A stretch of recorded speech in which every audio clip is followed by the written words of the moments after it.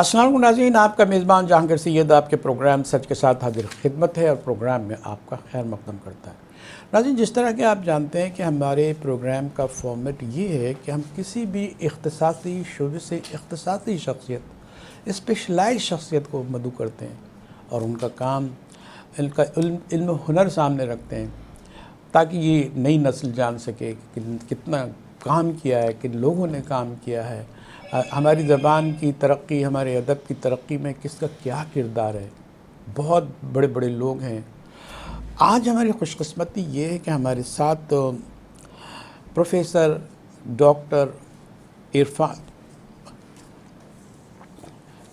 Doctor Irfan شاہ صاحب موجود ہیں۔ آپ کو یہ اختصاص حاصل ہے کہ آپ علمی ادبی شعبے کی ترقی اور ترویج اور تحقیق کے کاموں سے بہت وابستہ رہیں۔ اس حوالے سے بھی بات ہو سکتی ہے کہ آپ نے تعلیم کے شعبے میں جو مسائل ہیں اس کو بھی ہم ایڈریس کر سکتے ہیں آپ کے سامنے سوال کی شکل میں۔ اور دوسرا یہ کہ آپ نے پی ایچ ڈی کیا ہے۔ پی ایچ ڈی کیا ہے کراچی یونیورسٹی سے، اور اس میں ایک خاص بات یہ ہے، پی ایچ ڈی کس کے لیے کیا ہے، یہ ہمارے جو ہے بہت لیجنڈ ہیرو ہیں نابغہ لسان و ادب محمد شان الحق حقی دہلوی، ان کی کتاب ہے، آپ نے تصنیف کی ہے، تالیف بھی کی ہے، اس میں بہت ساری چیزیں جمع کی ہیں، اور یہ اتنی گراں قدر کتاب جو ہے پی ایچ ڈی کے مقالے کے طور پر لکھی گئی ہے اور آپ کے سامنے ہے۔ ایک بڑا آدمی، اور بڑے آدمی کا جو ہاتھ تھام لے اور جو اس کے کام کرے وہ بھی کتنا بڑا ہوتا ہے، اس کی مثالیں ہم آپ کو یہاں بتائیں گے۔ آہستہ آہستہ آپ کا تعارف کراتے ہیں۔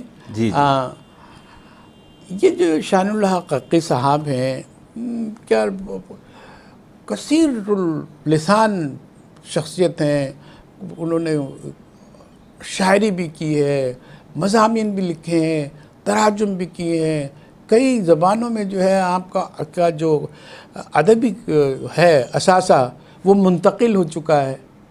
اتنی بڑی شخصیت، اتنا بڑا پتھر، اور آپ نے آسانی سے اٹھا لیا، یہ کیسے ہوا؟ شکریہ سید صاحب، آپ کا بہت شکریہ کہ آپ نے اپنے مقبول پروگرام سچ میں مجھے مدعو کیا، کچھ گفتگو کرنے کا موقع دیا۔ آپ کا بہت شکریہ، آپ کے ادارے کا بہت شکریہ۔ اصل میں بات یہ کہ جب میں پی ایچ ڈی کے لیے موضوعات کی تلاش میں تھا تو میری خواہش تھی کہ میں کسی ایسے اہل زبان پہ کام کروں جس پہ کام آج تک ہوا نہیں ہے، جس کو نظر انداز کیا گیا۔ اتنا بڑا شخص نظر انداز کیا جاتا رہا۔ اس کے آپ کو پتہ ہے کہ ہمارے یہاں مطلب بہت ساری پسندیدگی اور ناپسندیدگی کا ایک عنصر ہمارے معاشرے میں بہت گہرائی تک جا چکا ہے۔ بہرحال اللہ کا فضل ہوا اور میرے استاد محترم جناب پروفیسر ڈاکٹر ظفر اقبال صاحب نے میرے اس موضوع پہ بڑی تائید کی۔ نگران والا جو میرے تھے، اور جو میریٹوریس پروفیسر ہیں، سابقہ جامعہ اردو کے وائس چانسلر ہیں، تو میں نے تو بدست ان سے گزارش کہ سر یہ بہت بڑا کام ہے، شاید میں نہ کر سکوں، لیکن ان کا ایک جملہ مجھے ہمت دے گیا، انہوں نے میرے کندھے پہ ہاتھ رکھا اور کہا کہ بیٹا یہ کام صرف تم ہی کر سکتے ہو۔ اور استاد کا یہ جملہ مطلب میری کایا پلٹ گیا، اور پھر اللہ پاک نے میری ماں کی دعاؤں سے مجھے توفیق عطا فرمائی کہ میں آج آپ کے سامنے اس حوالے سے موجود ہوں، اور آپ نے مجھے اس کے لیے گفتگو کے لیے موقع دے رہے ہیں۔ بس یہ اس کی چھوٹی سی۔ اچھا، اتنے اس کے جہتے ہیں، اور اس کے اوپر آپ کو لکھنا پڑا، اس کو سرچ کرنا پڑا، اس کو کلیکٹ کرنا پڑا، اس کو اپنے پیپر کی زینت بنانا پڑا، ایک تاریخی کام کیا، تاریخ رقم کی آپ نے، اس کے لیے تو بڑی جستجو، بڑی محنت اور بڑی کاوش اور بڑا خون جگر لگانا پڑا ہوگا آپ کو۔ بات تو کچھ ایسی ہے سید صاحب، وہ کہتے ہیں نا کہ یہ عشق نہیں احسان، ایک آگ کا دریا اور ڈوب کے جانے والی بات تھی، اور لیکن انتہائی قلبی اطمینان سے میں یہ بات آپ کے سوال مختصر جواب میں رکھ سکتا ہوں کہ اس کتاب کے جتنے بھی حوالہ جات اس کتاب میں موجود ہیں ان سب کے اصل ماخذات میرے پاس موجود ہیں۔ اچھا، مطلب ماخذات اس کے موجود ہیں، ماخذات موجود ہیں، فنڈامنٹلز آپ کے پاس ساری جی چیز۔ بالکل، مطلب کوئی بات ایسی نہیں ہے، تو بس اس سے آپ ریسرچ میں آنے والی دشواریوں کا اندازہ اور کر سکتے ہیں کہ جب اگر اس کے اندر 500 حوالے جات ہیں تو ان 500 حوالے جات کے اصل ماخذات آپ کو موجود ملیں گے۔ وہ ان کا فنی اور تحقیقی مطالعہ، انہوں نے اپنے فن کا اظہار کیا، ان کی فن کی گہرائی اور گہرائی جو ہے آپ کے سامنے اس کتاب آپ اپنے کام میں کی، اور اس پر آپ نے مطالعہ لیا ہے اور ایکسٹریکٹ کیا ہے آپ نے، تو یہ سب کچھ کیسے ممکن ہو سکا؟ سوال کی دوسری صورت ہے یہ کہ یہ سب کچھ کیسے ہو سکا؟ کیونکہ آپ کا بیک گراؤنڈ کیا تھا؟ ادبی بیک گراؤنڈ ہونا چاہیے، آپ کی جستجو، آپ کی لگن، آپ کا حوصلہ، جس طرح آپ نے بتایا، یہ سب کے حوالے سے آپ کیا اصل میں کہیں گے؟ طالب علمی کے دور سے ہم قلم اور لفظ کی حرمت کے قائل تھا میں، اور ہمیشہ میں نے یہی سوچا تھا کہ کوئی علمی سرقہ نہیں ہوگا، کام کریں گے تو مطلب آخری حد تک جائیں گے انشاءاللہ تعالی۔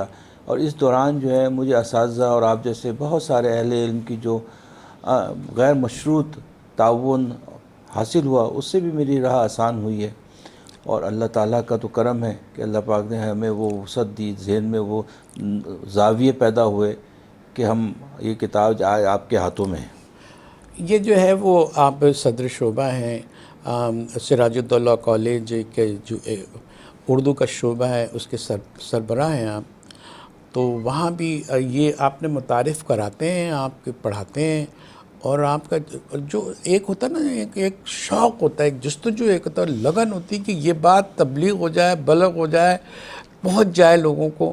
وہ نقطہ نظر، وہ خیال کیا ہے جس کی وجہ سے آپ بے چین رہتے ہیں کہ میرے طالب علم کو یہ روشنی ضرور پہنچے؟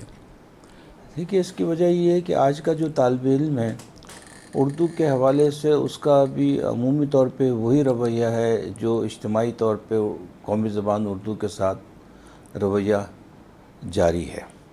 ہمارے طالب علم اور پہلے کے طالب علم میں فرق تھا کہ آج ہم اس قومی زبان کو پڑھتے ہوئے، کیونکہ نصاب اس طرح کا ڈیزائن کیا گیا ہے، نصاب کو اس طرح بنایا گیا کہ جو پیور سائنس کے بچے ہیں وہ اردو کو غیر ضروری مضمون سمجھ کے پڑھتے ہیں، تو اس وقت یہ بڑی مشکل کام ہوتا ہے کہ ان کی ذہنی آمادگی زبان کے ساتھ جو ہے وہ پیدا کی جائے، اور ہم اپنے تدریس کی کچھ، کیونکہ نصاب کی مجبوریاں ہوتی ہیں آپ جانتے ہیں، لیکن اس کے باوجود گاہے بگاہے جو نظریات ہوتے ہیں، جو ادب کے پازیٹیو رجحانات ہیں، جو نئی تحریکیں ہیں، جو معاشرے میں بدلتی ہوئی اقدار ہیں، اس کو ہم کوشش کرتے ہیں کہ طلباء کے ذہنوں سے گزاریں، ان کے ساتھ، اور ان میں سوچ اور فکر پیدا کریں۔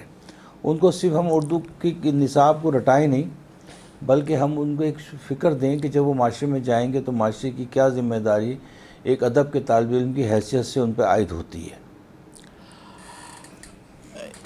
ایک خلا رہے ہو گیا ہے، بلکہ پیدا کر دیا ہے، جان بوجھ کے پیدا کیا ہے، ایک سازشی ذہن جو لگا رہا ہے زبان کے پیچھے اور اس کو مسمار کر کے منہدم کرنے کی تیاریوں میں ہے، اور اس کی جڑیں تقریباً ہل چکی ہیں۔ یہ احساس آپ کو یا اپنی نئی نسل کو بیدار کرنے کے لیے اور اس سازش کا انکشاف کرنے کے لیے، اس کی صورت گری آپ صاحب اس کو شکل دکھانے کے لیے آپ کیا کرنا چاہیے؟ میڈیا تو آپ جو کہیں گے وہ چلا دیتا ہے، بتا دیتا ہے، لیکن آپ کی بھی تو سوچ ہونا چاہیے، آپ پہ ذمہ داری ہے، آپ کیوں نہیں بچا سکے؟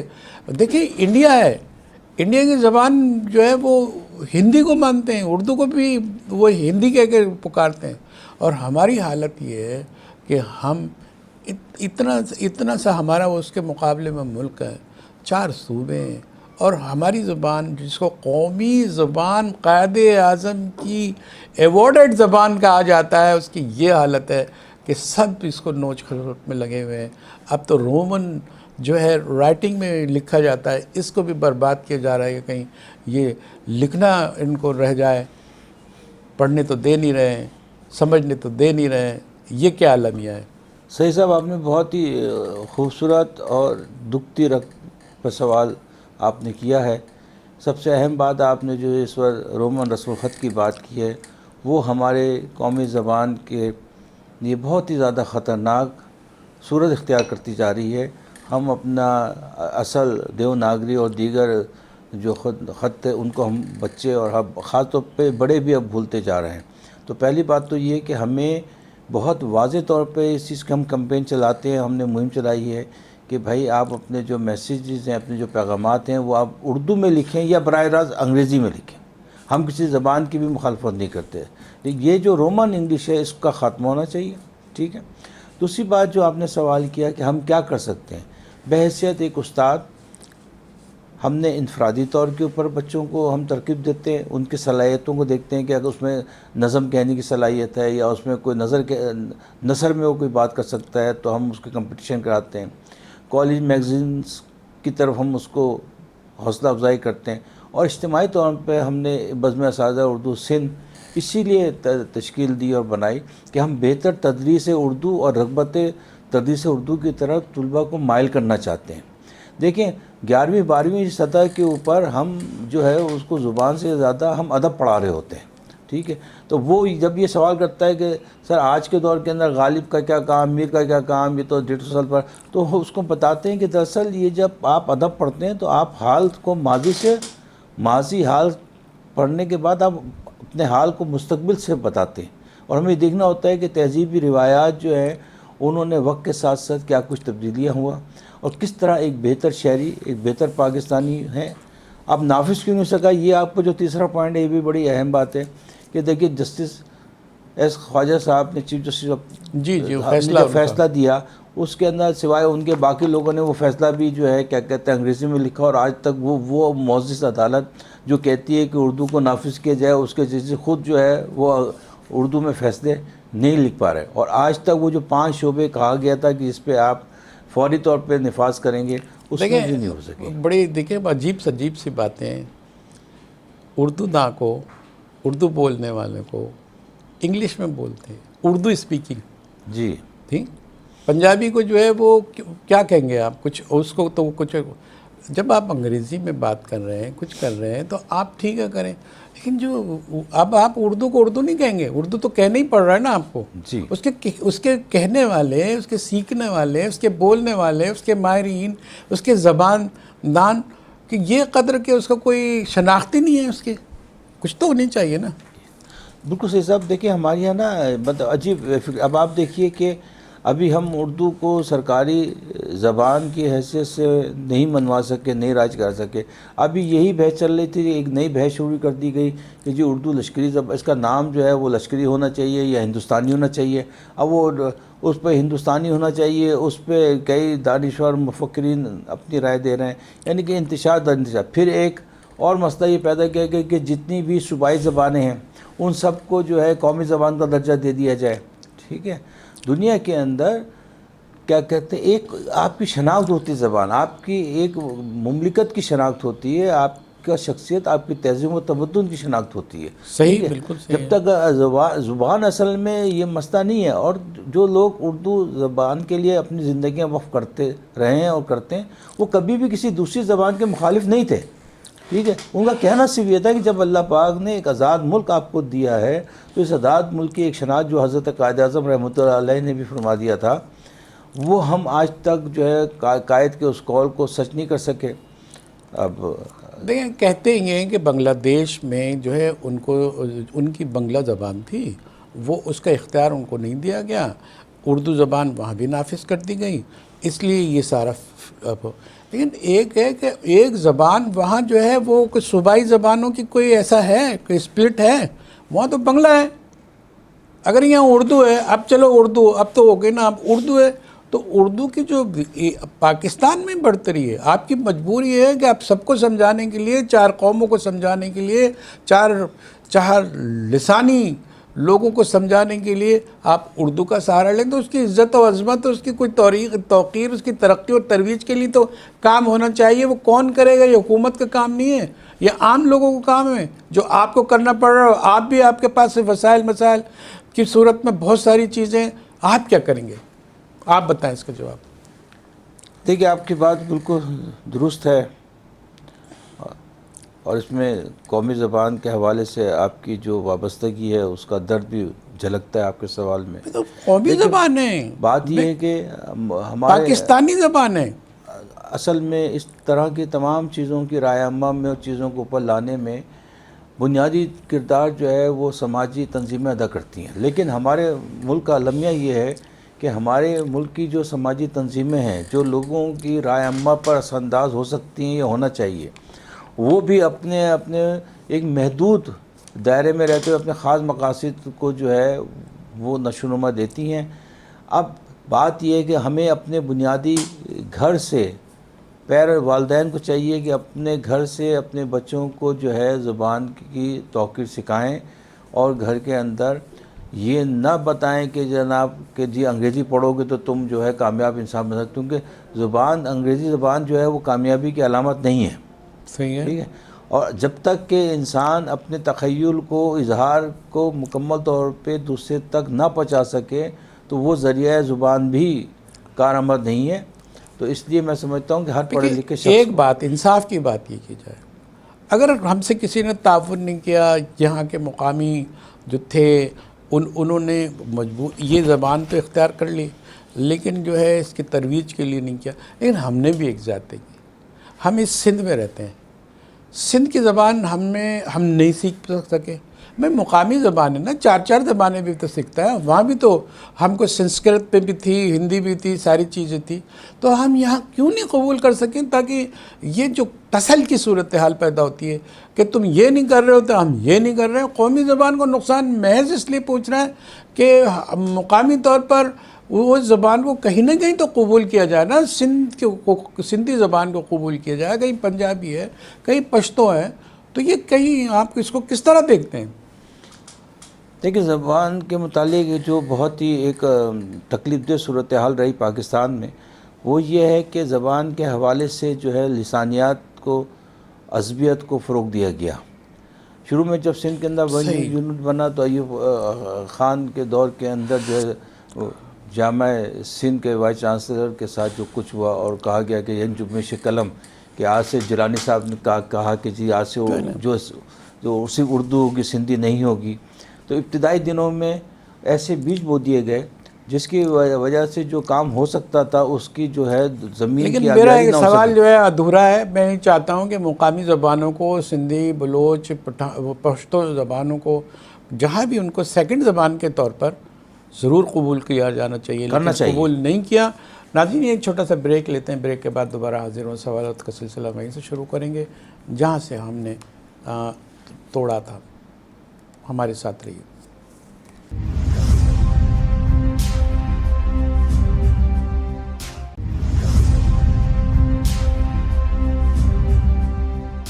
ویلکم بیک ناظرین، پروگرام میں دوبارہ ہم آپ کا خیر مقدم کرتے ہیں۔ ہمارے ساتھ یہاں ایک محقق موجود ہیں، اور اہم بات یہ ہے کہ ہم ڈاکٹر عرفان صاحب کا تعارف تو ہم نے ایک حوالے سے ہی کرایا ہے، لیکن ان کے دوسرے بھی حوالے ہیں۔ وہ ایک کالج میں صدر، آپ اردو شعبے کے صدر بھی ہیں، اور ساتھ ساتھ آپ کی جو تعلیمی سرگرمیاں اور جو علمی کاوشیں ہیں اس کا بھی میدان ہے۔ تعلیم آپ کو جو ہے ہم ماہر تعلیم کہہ سکتے ہیں، یا تعلیم سے وابستہ ایک بہت ہی محنتی جس نے کام کیا ہے۔ تو آپ کی تعلیم کا کہاں وہ ہوا، زوال ہوا، اور آپ کیا دیکھتے ہیں کہ تعلیم کی ترویج کے لیے کہاں ہم سے کچھ کھو گیا ہے، ہمارا ورثہ کھو گیا ہے، کوئی خزانہ ہمارا کھو گیا ہے، ہم برباد ہو گئے ہیں، تعلیم میں ہم سب سے پیچھے نظر آ رہے ہیں۔ بہت بڑے بڑے قہر ہم پہ آئے، قحط الرجال بھی آیا، لیکن اس سے بڑا تعلیم اور علم سے بڑا قحط تو کوئی نہیں ہوتا۔ صحیح صاحب، آپ نے بہت ہی تعلیم کے حوالے سے جو بنیادی سوال اٹھایا ہے، یہ ایک انتہائی اہم سوال ہے، اور جس پہ تمام مکتبہ فکر کو، تمام زندگی کے طبقات کو سوچنا چاہیے۔ تعلیم زوال کی ایک بنیاد اس وقت پڑی کہ جب بغیر کسی منصوبہ بندی کے آپ نے تعلیمی اداروں کو قومیہ لیا۔ ٹھیک ہے، یہ ایک اچھا عمل تھا قومیہ، لیکن اس کے بعد آپ اس قومیانے والے ان اداروں پہ حکومت اس طرح اپنی گرفت نہیں رکھ سکی، اور نصاب سازی پہ توجہ نہیں دی گئی۔ جب نصاب سازی میں توجہ نہیں دی گئی تو بچے کو یہ محسوس ہونے لگا کہ اس تعلیم سے مجھے معاش کے معاملات میرے حل نہیں ہوں گے۔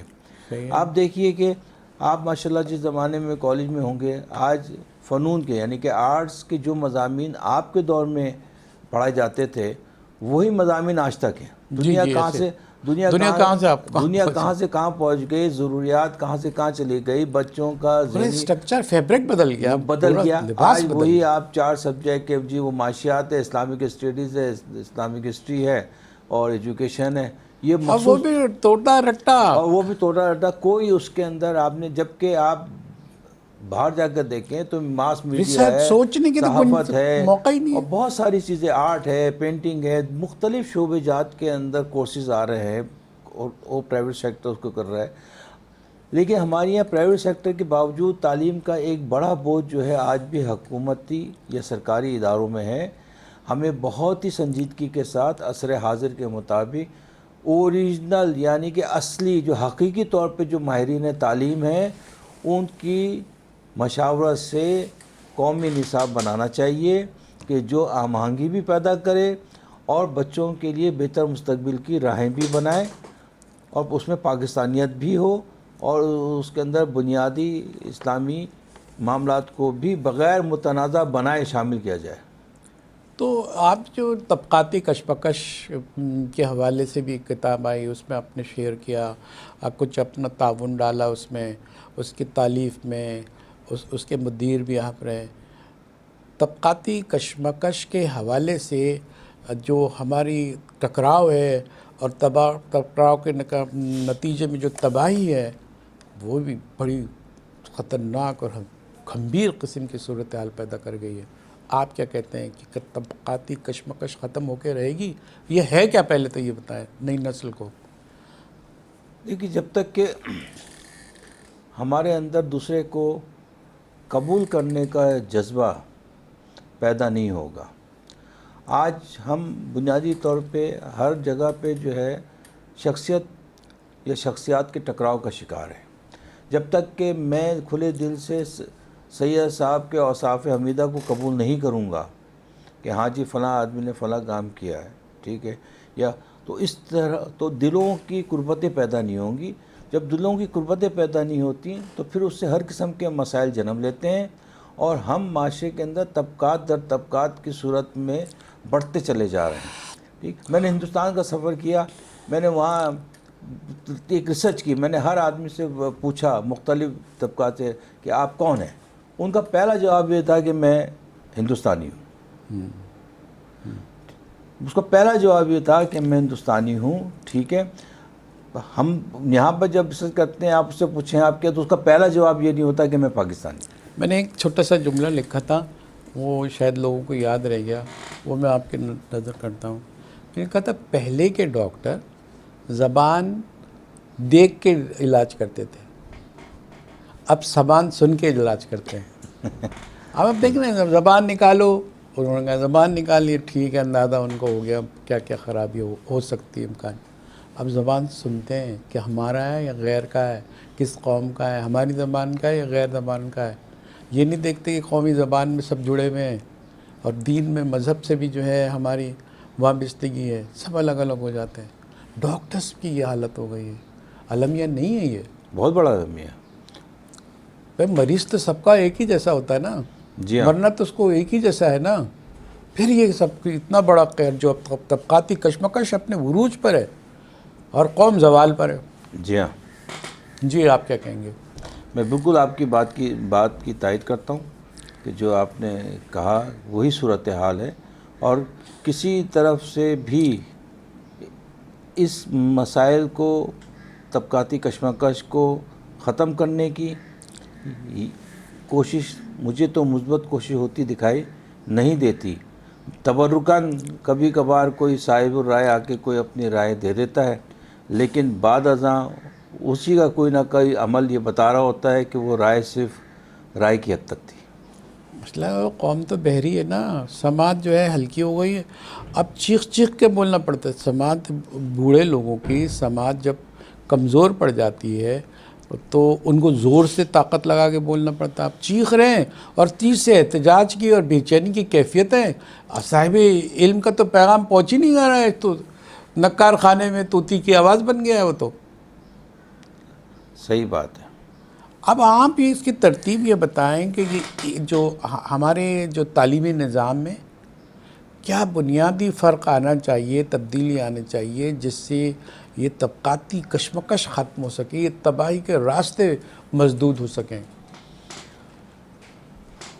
سید صاحب، سب سے پہلے تو نصاب کو یکساں ہونا چاہیے. پورے ملک میں مختلف درجات کا نصاب یکساں ہونا چاہیے.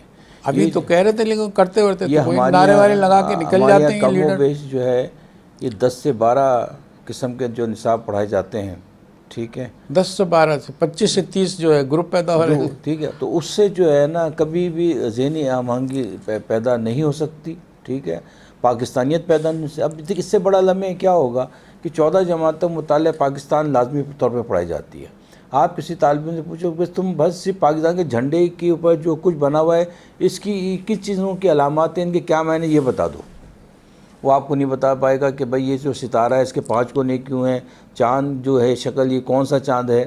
ٹھیک ہے، اور لوگ سننا بھی نہیں چاہتے، پڑھنا بھی نہیں اب آپ چاہتے. یہ دیکھیے نا کہ یہ اس سے بڑا کیا علامت ہے. میں 14 سال لازمی ہم اس کو مطالعہ پاکستان پڑھا رہے ہیں، 14 سال ہم اس کو لازمی اسلامیت پڑھا رہے ہیں. ٹھیک ہے، اس کو اسلام کی مطالعہ پاکستان کو آپ مغالطہ پاکستان کہیں تو زیادہ بہتر ہے کہ وہ مغالطے میں ڈالنا کہ یہ چیز کیا بن گئی. اب جس نصاب میں یہ نہیں طے ہو پایا آج تک کہ حضرت قائد اعظم رحمۃ اللہ علیہ ٹاور پہ پیدا ہوئے تھے یا جھرک پہ پیدا ہوئے تھے، ٹھٹے میں پیدا ہوئے تھے. ٹھیک ہے، جی جی، ان کی کریکٹ ڈیٹ آف برتھ کون سی ہے، یا سندھ مدرسۃ الاسلام والی ہے، یا وہ جو ایسم اسکول میں انہوں نے دیا وہاں پر ان کی وہ ڈیٹ آف ان کو برتھ. پیدا تو ہونا تھا پاکستان میں پیدا ہوئے نا. وہ مطلب میں کہہ رہا ہوں کہ یہ کچھ لوگ تو باہر پیدا ہو کے جو ہے تو مطلب یہ دیکھیے کہ یہ نصاب کی ایسی بنیادی یا فحش قسم کی غلطیاں ہیں جو کہ ذہنی انتشار کو اور زیادہ بڑھاتی ہیں.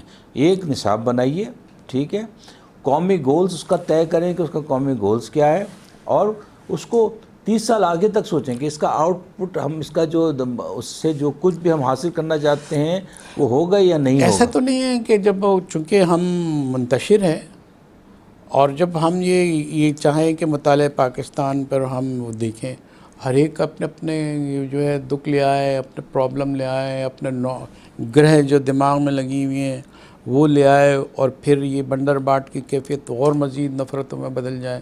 اس سے آغاز کیسے ہو؟ یہ بلی کے گلے میں گھنٹی کون باندھے؟ میں نے آپ سے شروع میں عرض کیا تھا کہ اس کے لیے ضروری کہ حقیقی درد دل رکھنے والے ماہرین تعلیم، جو واقعی تعلیم کے ماہر ہوں، جو کہ نصاب کی سائنس سے واقف ہوں، جو کہ اس کے گولز اور اچیومنٹس کو جانتے ہوں. ٹھیک ہے، آپ کو ملک بنانے، قوم بنانے کے لیے آپ کو تلخ فیصلے تو کرنے ہی پڑیں گے. اگر ابھی بھی ہم نے تعلیم کے حوالے سے ایسے ہی دبا ہوا رویہ رکھا تو اس سے کچھ اب دیکھیں نا، ہمارا جو بہترین ذہن ہے، ہمارا بہترین صلاحیت والا ذہن ہے، وہ باہر چلا جاتا ہے، ڈرین ہو جاتا ہے. بالکل. آپ کے ملک میں تو پھر وہی رہ جاتا ہے. جی، تو اور اب تو بہت تیزی سے جا رہا ہے. اس کو کیا بہت تیزی سے پیچھے چوتھے درجے کا نچلے ذہن رہ جائے گا. حکومت کی جو پالیسیاں ہوتی ہیں سمجھ. اب این ای ڈی یونیورسٹی جو ہے وہ اپنی شناخت رکھتی تھی ٹیکنالوجی کے حوالے سے اور دنیا بھر میں. ٹھیک ہے، اب آپ نے پتہ نہیں بغیر کسی مشاورت کے رائے عامہ لیے بغیر آپ نے اس کو جنرل یونیورسٹی میں، اب اس میں ایم اے اکنامکس بھی ہو رہا ہے، ایم اے انگلش بھی ہو رہا ہے. بھئی M a economics, M A English کا تعلق انجینئرنگ یونیورسٹی سے کیا ہے؟ اس کے برابر میں جنرل یونیورسٹی کراچی یونیورسٹی ہے، وہاں سے اس کو ہونا چاہیے تھا. آپ نے اس ادارے کا جو تخصص تھا دنیا بھر میں وہ آپ نے کیا کہتے کر دیا. اب لوگ ہنس رہے ہیں بھئی انجینئرنگ یونیورسٹی کے اندر جو ہے آپ جو ہے سوشل سائنسز پڑھا رہے ہیں. تو جب اس قسم کے مطلب اقدامات ہوں گے، آپ نے کیا کہتے ہیں ایک شہر میں ایک دو دھاری تلوار سے انہوں نے سائنس کو بھی ختم کیا اور جو ان مضامین پہ بھی ضرب لگائی. یہ تو سازشی ذہن ہے نا. آپ کی جو بات ہے اس کو میں صرف ایک جملے میں کہہ کے ختم کروں گا کہ دیکھیے کہ سندھ مظہرۃ الاسلام یونیورسٹی جو بنائی گئی، اس کی نسبت حضرت قائد اعظم رحمۃ اللہ علیہ سے. جی جی. اور انہوں نے کہا تھا کہ ملک کی جو ہے قومی زبان، سرکاری زبان اردو ہوگی.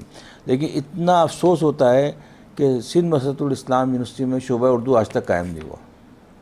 شعبہ اردو قائم نہیں ہوئی. یہ تو انکشاف ہے ہمارے لیے. اب بھی آج بھی اچھا، مطلب وہ یونیورسٹی جو بانی پاکستان سے موسوم کی گئی ہے اس میں شعبہ اردو ہی نہیں قائم کیا گیا. وہ تو بول سکتے ہیں نا, تو وہ تو بیچارے مارواڑی بولتے تھے یا دوسری زبان بولتے تھے, ان کی تو خود اس کی سے زبان. ہمیں ارباب بھائی اختیار انہوں نے آرڈر کیا, انہوں نے یکجا کیا قوم کو, پوری قوم کو ایک زبان دی, اور اب چلے اب تو یہ وہ بھی اسپرٹ بھی ختم ہو گیا کہ وہ ان کی زبان تھی, بنگلہ کی زبان تھی. اب تو آپ سب ایک ہی اس میں کشتی کے سوار ہو نا.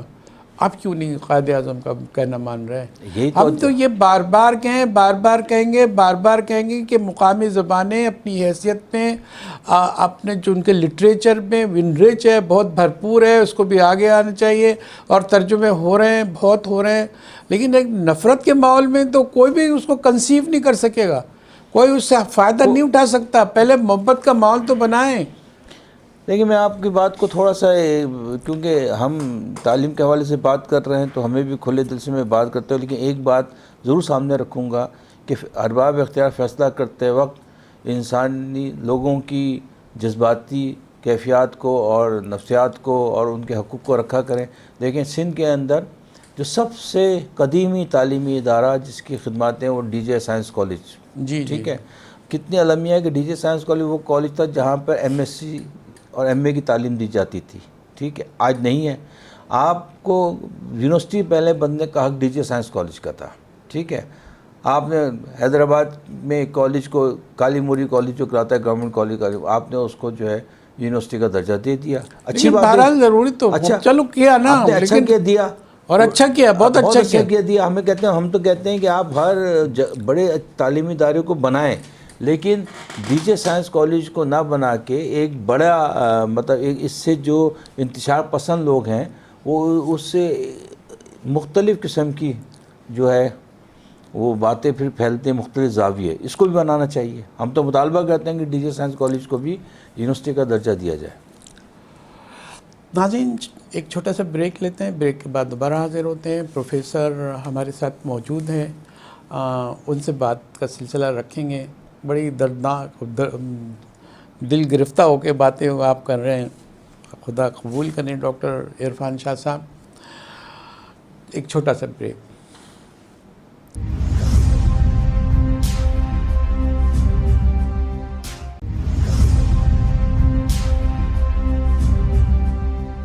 ویلکم بیک ناظرین, پروگرام میں دوبارہ ہم آپ کا خیر مقدم کرتے ہیں. ہمارے ساتھ ڈاکٹر عرفان شاہ موجود ہیں. ان کا شعبہ تعلیم میں بھی بہت کام ہے, اور جو انہوں نے تحقیق کا کام کیا ہے, کتابوں پہ کیا ہے, شرح الحقیق کے حوالے سے جو ہے انہوں نے پورا مقالہ نکالا اور پوری کتاب کی شکل دے دی ہے, اور یہ جو آپ کے سامنے ہے. لیکن یہاں ایک بات ہے, کتابیں بھی لکھی گئیں, بہت کام ہوا, اب شرح الحقیق کیوں نہیں پیدا ہو رہے؟ اب کہاں چلے گئے یہ بڑے اکابرین, یہ ٹاورنگ شخصیات, قداور لوگ جنہوں نے پاکستان کو شناخت دی؟ 126 زبانوں کی کہانیاں جو ہے انہوں نے ترجمہ کی ہیں, اور ان کا کلام جو ہے ترجمہ ہو رہا ہے. کہاں چلے گئے؟ وہ پیدا ہی نہیں ہو رہے. بنجر ہو گئی زمین, بنجر ہو گیا ملک. آپ جواب دیں, آپ سے تو جواب بنتا ہے کہ آپ کہاں ہیں؟ کہاں ہیں جتنی بڑی بڑی کتابیں نکلی ہیں؟ بس کتابیں لکھنے کے لیے رہے ہیں؟ کچھ آپ کو نظر آ رہا ہے کہ کوئی بڑا آدمی پیدا ہو؟ سید صاحب, اس کے لیے سب سے پہلی بات یہ ہے کہ ہمیں ذاتی اقراض سے بالاتر ہو کے ہمیں پاکستانیت کے جذبے کو فروغ دینا ہوگا. بھائی یہ تو آپ فارمولہ باتیں کر رہے ہیں, ذاتی اغراض میں رہیں, اس سے یوں ہو جائیں اور یوں ہو جائیں, چونکہ ہو, چنانچہ ہو, اگر ہو, مگر ہو, راستہ بتائیں کھلا ہوا. ذمہ داری بنتی ہے آپ کی. یہ ہماری تو ذمہ داری بنتی ہے بحث استاد, لیکن ہمارے ارباب اختیار کی ذمہ داری بھی کچھ کم نہیں بنتی ہے. جب آپ نصاب میں ایسی چیزوں کو نکال دیں کہ اپنی پسند نہ, آپ جوش مالی آبادی کو ایک عرصے تک نصاب سے نکالا رکھا کہ اس کو نہیں پڑھانا, منٹو صاحب کو نکالا رکھا. آج آپ کہتے ہیں آپ نے پھر جوش کو شامل کر دیا, ٹھیک ہے. آپ نے شان الحق جیسے لوگوں کو آپ نے آج تک نصاب میں شامل ہی نہیں رکھا. ان کو جو ہے بھائی جوش کو شامل کر دیا, ٹھیک ہے, سے شامل کر دیا, ترقی پسند, اور وہ ایسے بڑے بڑے لوگ جو ہے. یہی عرض آپ سے کر رہا ہوں کہ جب تک کہ آپ ان کو تعلیم کا حصہ نہیں بنائیں گے, نصاب کا حصہ نہیں بنائیں گے. حقی صاحب کی کوئی ایک جہت ہے, نثر نگار وہ ہیں، افسانہ نگار وہ ہیں، شاعر وہ ہیں، بچوں کے ادیب وہ ہیں، ماہر لسانیات وہ ہیں، مترجم وہ ہیں، عالمی مترجم ہیں، اور کیا کہتے ہیں صحافت سے ان کا وابستگی ہے، اشتہارات کے وہ آدمی ہے۔ آپ کو یہ بھی پتہ چلے کہ حقی صاحب ایسا بڑا کہ سب صحافت کا آغاز ہوا جامعہ کراچی میں تو اس کے پیپر سیٹر بھی یہ ہوا کرتے تھے، ٹھیک ہے، ریڈیو سے تعلق تھا۔ تو کہنے کا مطلب یہ ہے کہ آپ نے جب اردو بورڈ بنایا تو اردو بورڈ جو ہے کچھ لوگوں کو ہضم نہیں ہوا، اس کے فوراً مد مقابل آپ نے جو ہے کیا کہتے ہیں سندھی ادبی بورڈ بنا دیا۔ اب سندھی ادبی بورڈ کا مینیفیسٹو آپ دیکھیں، اس میں یہ لکھا ہوا ہے کہ بھائی چارگی کے فروغ کے لیے اردو کی جو کتابیں ہیں ان کو سندھی میں ترجمہ کیا جائے گا۔ کتنی بڑی بات ہے یہ اس کا، لیکن آج تک آپ جا کے سندھی ادبی بورڈ کی جو ہے فہرست اٹھا لیں اور اس میں آپ کو حقائق سامنے آئیں گے کتنی ایسی کتابیں ہیں۔ بھائی میر کو، غالب کو تم سندھی میں پڑھاؤ گے؟ دیکھیں جب بھی کوئی جو نا کاؤنٹر اٹیک ہوتا ہے تو یہی کہا جاتا ہے کہ آپ نے اردو میں سندھیوں کے ادب کو کتنا داخل کیا، اس کا کیا جواب ہے آپ کے پاس؟ سندھی کے ادب کو تو اردو میں اتنا آیا۔ شیخ ایاز کو کون جانتا؟ شیخ ایاز کو جب لوگوں نے جانا جب شیخ ایاز کے چیزوں کو اردو میں تراجم کیا گیا، جب وہ ان کی سوانح عمری اردو میں آئی، ان کی شاعری اردو میں آئی، ان کے خطوط اردو میں ترجمہ ہوئے، تو شیخ ایاز کو اس سے پہلے کون جانتا تھا؟ کوئی نہیں جانتا تھا۔ اب آج کی بات کریں نا، آج ایک قید الرجال ہو گیا ہے، یہ بڑے بڑے لوگ ہیں، ادھر بھی بڑے لوگ ہوں گے، آپ کی کتابوں میں تو نظر نہیں آ رہے ہم کو، اردو کتابوں میں نظر نہیں آ رہے، ان کی کتابیں چھپ رہی ہیں، بہت زور لگا رہے ہیں کہ ان کی کتاب کیسے چھپے گی جب آپ فنڈ نہیں دیں گے؟ اس وقت اردو ترقی بورڈ جو ہے اس کے فنڈ بند ہیں، اس کے اندر اس کا کئی سال ہو گیا، اس کا سربراہ آج تک حکومت جو ہے وہ اپائنٹ نہیں کر سکی، ٹھیک ہے، اس کا عملہ ختم ہو گیا، ٹھیک ہے، اس کا پریس بند پڑا ہوا ہے، ہر آدمی ہر ادارے چکر میں کہ میں اس کی زمین کھا جاؤں۔ اب بھائی زبان تو ایک ایسا قومی اثاثہ ہوتا ہے جس کی بنیاد پر آپ نے ملک آزاد کیا، آپ کی زبان، آپ کا ورثہ، آپ کی تہذیب، آپ کا مذہب مختلف تھے اور آپ کو یہ کھل رہا تھا، اس لیے آپ نے الگ ملک بنایا۔ جب آپ کو حکومت یہاں کی بھی اگر ایسی ہے، آپ کو مدد نہیں کر رہی ہے، تو آپ نے جہاد کے لیے آپ قوم کو آگے لاتے، ان کو احساس دلاتے کہ یہ کشتی ڈوب رہی ہے، کہ ہم تو آپ جیسے دیکھیں، ہم تو آپ جیسے لوگوں کو اور آپ جیسے میڈیا اداروں کے ساتھ اس بات کی کمپین چلاتے رہتے ہیں اور ہم لوگوں کو لاتے رہتے ہیں کہ جو ہمارا دائرہ اختیار اور وسائل ہیں ہم اس کے مطابق بھرپور کوشش کر رہے ہیں کہ ہم اردو کے فروغ کے لیے جو کچھ کر سکے کریں، لیکن جب تک کہ صاحب اقتدار لوگ اس پہ توجہ نہیں دیں گے کبھی بھی اس میں کامیابی نہیں ہوگی۔ اب آپ دیکھیے کہ کیا کہتے ہیں اچھا خاصا مطلب یہاں پہ پچھلے آپ کو یہ بتاتے ہوئے دکھ بھی ہو رہا ہے اور مجھے خوشی بھی ہو رہی ہے کہ پچھلے 15 سال سے جو ہے بی کام میں سے اردو یک جنبش قلم نکال دی گئی، یعنی کہ بی کام میں سے لازمی مضمون کی حیثیت سے نکال دیا گیا۔ پھر یہ ہم نے جدوجہد کی، میں نے میرے ساتھ جدو کہ ہم نے اردو کو وہاں بحال کرایا۔ اچھا اب اردو، اب اس کو سمجھنے کی بات یہ ہے، دل تکلیف میں آتا ہے کہ مسئلہ اردو نکالنے کا نہیں تھا، مسئلہ یہ تھا کہ کراچی کے اندر 102 کالجز جو تھے وہ ایفیلیٹڈ تھے جامعہ کراچی سے، ٹھیک ہے، جب آپ نے اردو نکال لیا تو 40% جو ہے سیٹیں جو ہے گیٹ 17 کی وہ ختم ہو گئیں، ورلڈ کوڈ ختم ہو گیا۔ اعلیٰ حکام نے کہا جی اب تو ضرورت ہی نہیں ہے۔ تو جب اس طرح کے شب خون مارے جائیں گے سید صاحب، یہ ایک بات بتائیے ان کو، جب ڈپارٹمنٹ بند ہو گئے تو اس سے پاکستان کے جو دروازے بند ہو رہے ہیں بیرونی ممالک میں، یہ ایک آپ کی شناخت، آپ کے بڑے بڑے لوگ پیدا ہو رہے تھے، سائنٹسٹ پیدا ہو رہے تھے، اب آپ انگریزی سے تو اتنی محبت کر رہے ہیں کہ یکجائی ہیں، جان دیتے ہیں، مرتے ہیں، قومی غیرت اس پر قربان ہو جاتی ہے، لیکن ہماری قومی زبان کے بولنگ کے اس کو کوئی عزت نہیں مل رہی، اور ایسا ہو رہا ہے کہ وہ لوگ بھی نکل رہے ہیں اور لوگ بھی لا رہے ہیں۔ خدا را کوئی پیغام دے دیں کہ ہمیں کیا کرنا چاہیے۔ قومی زبان آپ نا اپنے تعصب سے بلند ہو کے، اگر آپ کے ذہن میں کوئی تعصب ہے، کہ قوم کو راہ دکھائیں آپ کہ یہ سارا اس سے کیا تباہی ہو رہی ہے اور کیا نتائج نکل سکتے ہیں، ہماری شناخت، ہماری پہچان کہاں گم ہو سکتی ہے۔ اگر آپ نے قومی زبان کو چھوڑ دیا تو آپ کا نام و نشان بھی پھر زندہ قوموں میں نہیں ہوگا۔ اس کے لیے تجویز، مختصر ترین تجویز یہ ہے کہ فی الفور اردو زبان کو معاش سے ساتھ وابستہ کیا جائے، اور سول سروس کے جو اگزام ہوتے ہیں، مقابلے کے امتحان ہوتے ہیں، اس میں اردو کو شامل کیا جائے مقابلے کے امتحان کے لیے۔